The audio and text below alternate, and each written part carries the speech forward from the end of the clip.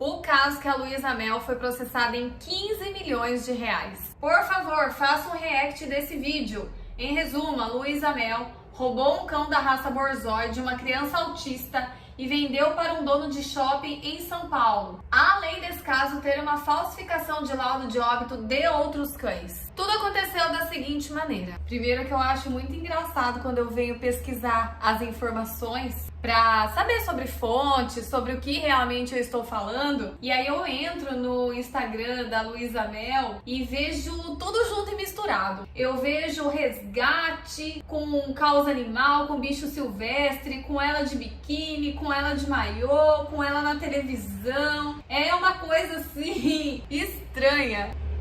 Esse caso aqui, por exemplo, ó, desse cachorro que começou na tosa, chegou até mim porque a gente lida com pet shop. Eu achei tão bizarro porque quando a gente vai resgatar um cachorro desse daqui, ó, a gente fica suja, descabelada, desarrumada. E a princesona aparece aqui toda arrumada, toda maquiada, sem uma mancha na camisa branca que ela está vestindo. É muito difícil sustentar uma narrativa, vocês me entendem? Só vocês verem aí os meus vídeos dando banho nos pets aqui no pet shop, eu até babo. Vamos lá. Foto tirada no processo, 21 de janeiro de 2019, Tribunal de São Paulo. E isso daqui faz parte de um processo judicial. Cadela Pia de São Sebastião passou a ser chamada de Antonieta pelo Instituto Luísa Mel e microchipada novamente. Para todos vocês que não sabem, o Borzoi, ele não é uma raça típica aqui do nosso país, ele é uma raça exótica. Então, se você quer ter um Borzoi, prepare-se para desembolsar 5 mil euros, porque esse cão, ele é importado para o nosso país. É como se fosse um Kangal, um Afghan Hound.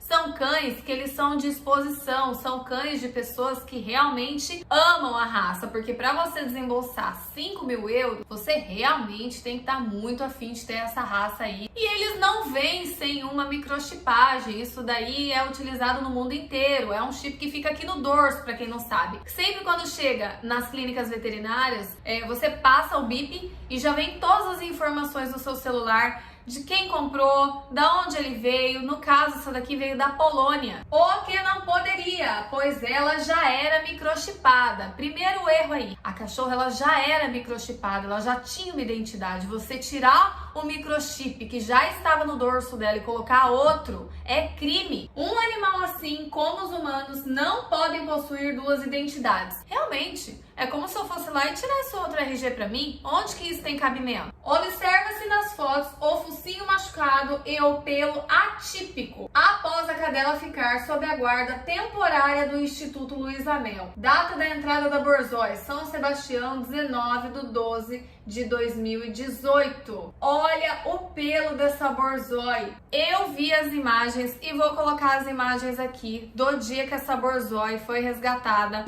Nossa, eu nem reconheci agora que eu vi. Tá aparecendo toda a coluna dele. Já é um cachorro magro, né? Mas Ele é um cachorro assim. esbelto, mas ele tá extremamente raquítico.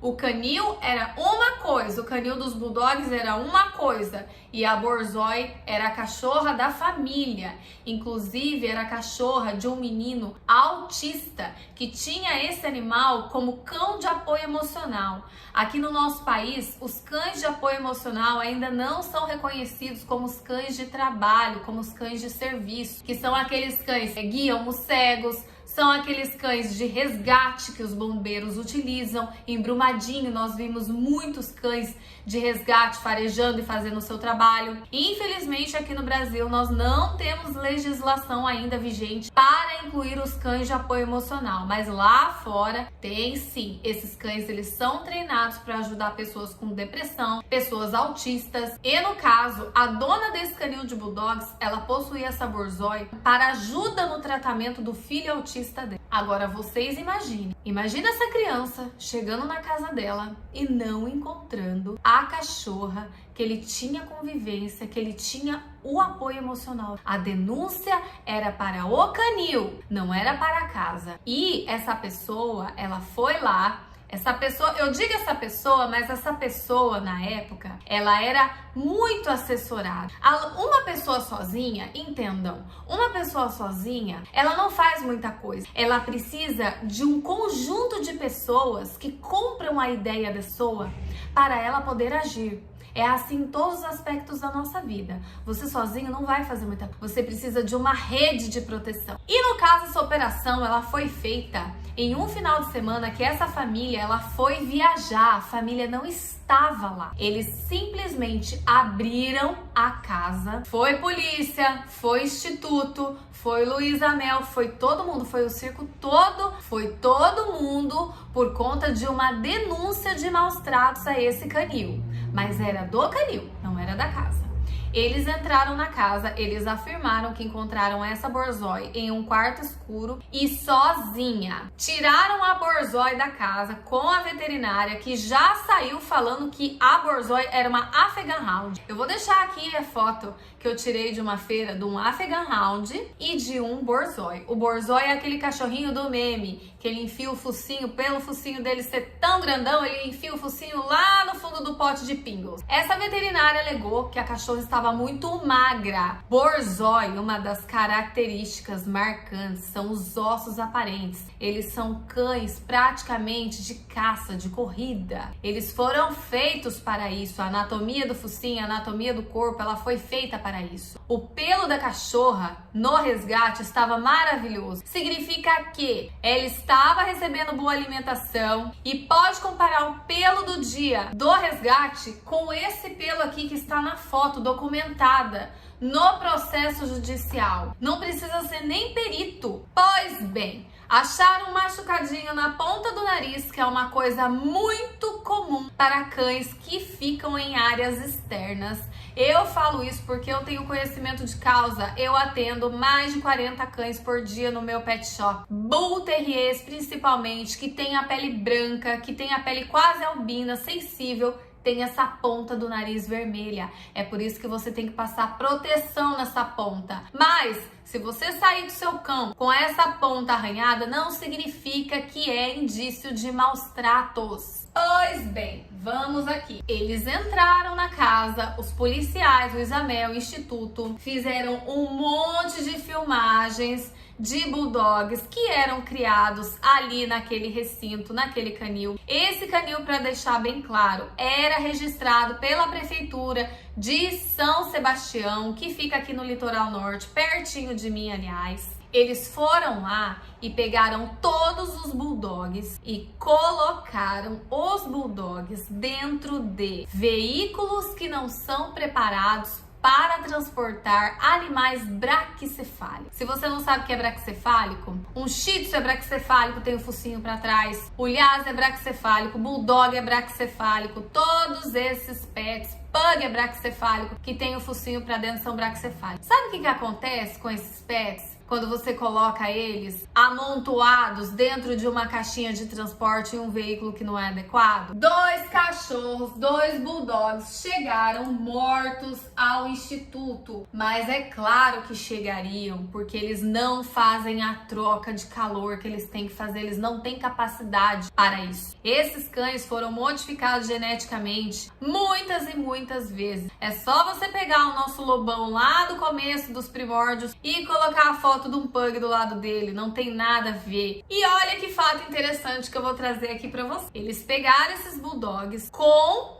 denúncia de maus tratos, correto? A única coisa que eu vi nessas imagens que eles publicaram aqui, inclusive no Instagram da Luísa, são de cães gordinhos no meio das fezes. Ela publicou aqui também uma imagem de um bulldog com problemas de pele. Para todos vocês que têm essa raça, vocês vão saber do que eu estou falando. Bulldog é a raça que mais tem problemas de pele na face da terra. Quando você vai comprar um bulldog, você já tem que preparar, você tem que estar preparado para 2 coisas: palato mole e problemas de pele. Ah, é porque é mal cuidado? É como eu falei, quanto mais você mexe geneticamente em uma raça, mais ela terá problemas de saúde. Essas raças que cada vez estão menor, cão mini, shih tzu mini, lhasa mini, não sei o que mini, elas têm problemas seríssimos de articulações, coração. Não é qualquer veterinário que mexe nessas raças, tá bom? Já fica aqui o alerta para todos vocês que querem mini. Mas bem, chegaram levaram lá esses bulldogs, os que sobreviveram no transporte, lá no Instituto da Luísa Mel. E eles fizeram o quê? Um mutirão de castração. Deixa eu falar só algumas coisas para vocês sobre castração. Castração é um processo que exige que o pet tenha saúde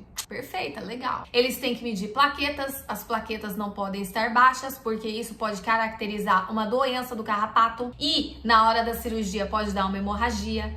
Então, uma castração, o animal tem que estar, ó, perfeito. E todos estavam. Olha que incoerência, né? Eles doaram, dizem que doaram, tá? Eles doaram esses bulldogs castrados. Então, significa que a saúde deles estava em dia. E uma coisa mais grave do que isso, eles doaram, eles castraram e doaram esses bulldogs antes de desenrolar o processo judicial. Processos judiciais, você só pode tomar uma atitude depois da canetada do juiz. Inclusive, essa história ficou muito mal contada porque essa borzóia aqui, ela foi laudada como morta pela veterinária. O Conselho Regional de Medicina Veterinária tem que analisar isso. Luísa Mel foi em defesa dela, disse: como eu posso julgar uma pessoa que assinou mais de 2.000 laudos sem cometer um erro? Dizer que esse erro é plausível? Meu Deus do céu! Imagine se fosse uma pessoa, hein?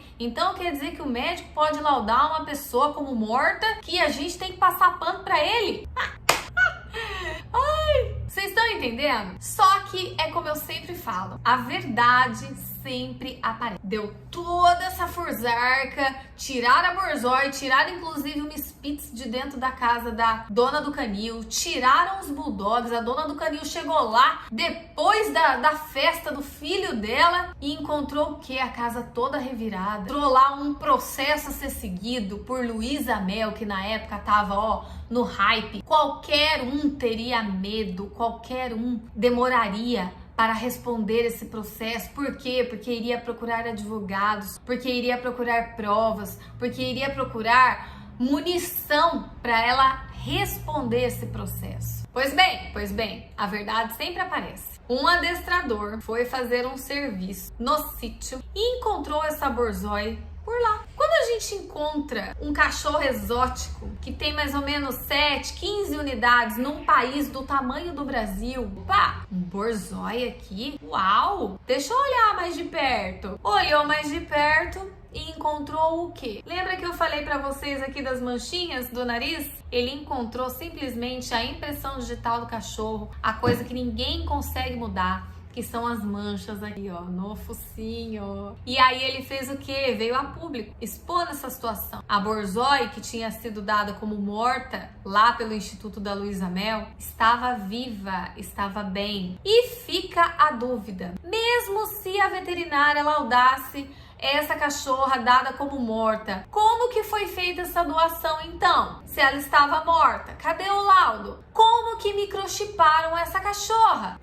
Que veio para o Brasil se chamando Pia e saiu do Instituto Luísa Mel se chamando Antonieta? Não existe verdade absoluta. Independente se você é a favor, se você é contra a criação, independente, o cidadão, ele possui direitos. Direitos que muitas vezes pessoas influentes tiram, arrancam da gente. Somos muito influenciados por pessoas que achamos ter o poder. Esse processo está em 15 milhões de reais. Se fosse minha cachorra, se fosse meu filho, eu ia lutar como uma leoa até o final. Porque uma cachorra de estimação importada da Polônia, que veio atender as necessidades do filho autista dela, não se faz dessa forma. Se tinha que ter sido provado alguma coisa, que fosse provado em julgamento, que fosse informado, que fosse orientado a essa pessoa